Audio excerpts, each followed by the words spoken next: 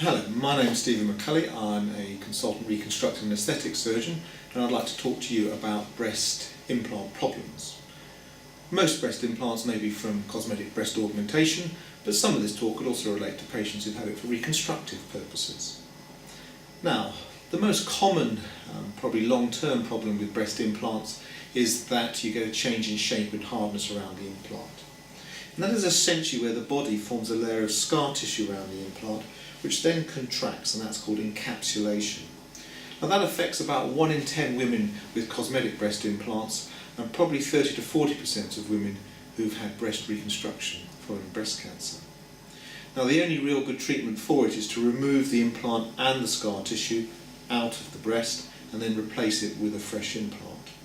However, I do need to warn you, you have about a 50% chance of that implant doing the same thing over time.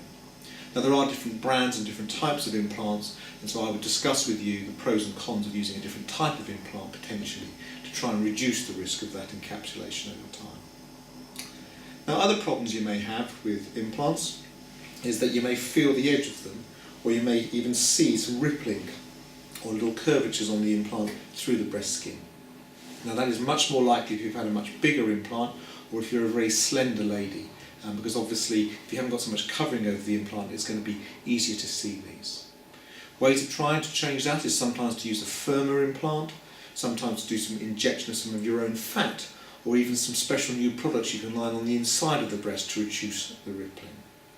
Saying that, if you've got very thin skin, probably the best way of trying to avoid those problems is to have a slightly smaller implant, and certainly from the beginning have a smaller implant. Other problems that we need to talk about are infection. Fortunately that's very rare, that might result in you losing the implant altogether, and if that is the case I would usually recommend you wait 6 months for that to fully settle down before you have the implant put back in. Finally, when you do have implants removed, you have really two choices. One is to remove the implant and replace it with a new one.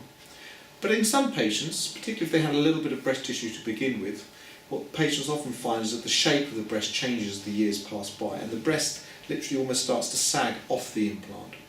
In patients with that sort of problem, what I often do is remove the implant and reshape the breast, or do a breast lift. And you can watch my video about breast lift or mastopexy. And sometimes if there's enough breast volume you can do that without an implant at all, or sometimes you have to do a combination of the implant and the breast lift. Whatever problems you're having, revision breast augmentation or revision breast reconstruction is a complex thing, and it's important you see an expert like myself or another reputable surgeon. And I wish you all the best with it.